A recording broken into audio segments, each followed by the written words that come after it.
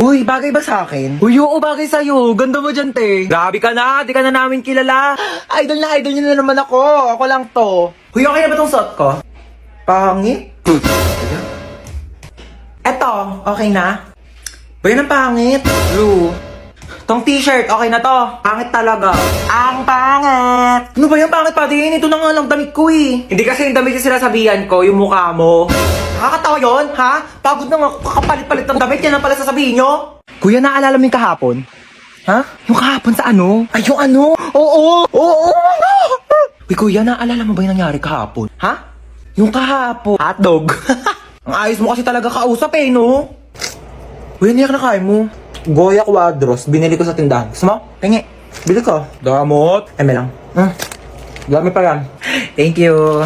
Uy, ano yung kinakain nyo? Ay, ano ba yan? Nakita pa ni Bunso? Ay, ano to Bunso? Goya chocolates. Kaso dalawa lang to eh. Kami lang meron. Lo, bakit kayo lang meron?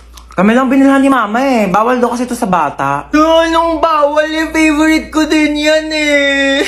Heartplay, ako na naman si Bunso! Eme lang Mama, ito naman. Buy 2 take 1 ng Goya chocolates ngayon. Kaya meron ako, meron si Kuya, at syempre, meron ka din Bunso. Ano ka ba? Ito sa'yo to. Kala ko talaga wala ako. Syempre, di ka namin kakalimutan Bunso. Favorite nating tatlo to eh.